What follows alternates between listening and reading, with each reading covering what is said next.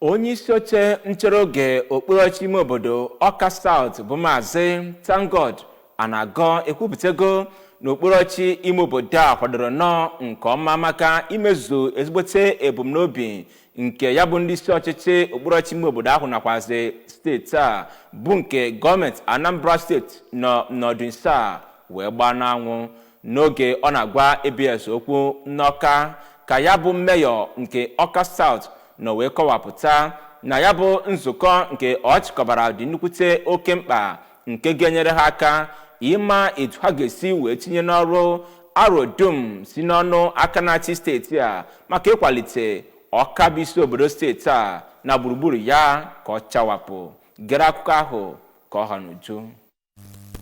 O kwuru okwu na nkenke mgbe ha mechara ọgbakọ ekpere ahụ na ndị kansụl ahụ bụ ndị akọwagoro mpụtara dịka o si gbasata obodo n'okpuru ọchịchị ahụ bụ nke o kwuru na ọ ga-enye ndị ọrụ a n'ohere ka ha tụkọ ala ọnụ ma tụpụta atụmatụ kachasị mma a ga-eji na-arụ ọrụ ha ka o wee na-esonye n'usoro solution agenda. Maazị Anago nọrọ n'oge ahụ kene gọvanọ Soludo maka amụma na nakwa ọrụ niile o ji kemgbe ọ banyere n'ọkwa ọchịchị ma kwukwezie na nke a egosigo ndị mmadụ na ọ bụ ọka ume n'ihi na ihe niile o kwuchesiri mgbe ọ na-achụ nta vootu bụ ihe na-abịa na mmezu n'otu n'otu. Ọ gụpụtazikwara ọtụtụ ọrụ mgbanwe ọ lụgoro bụ nke o kwuru na o metụtara ndị mmadụ bụ nke gụnyere agụmakwụkwọ n'efu, ineta ụmụ nwaanyị dị ime ya nakwa ịmụ ha nwa n'efu nakwazi ọtụtụ ọrụ ụzọ ọ lụgasigoro bụ nke ndị mmadụ na-ekwupụta obi aṅụrị ha ma nọzikwara ebe ahụ kwe nkwa na ha ga na-akwadosi gọọmenti steeti a ike n'amụma ha ji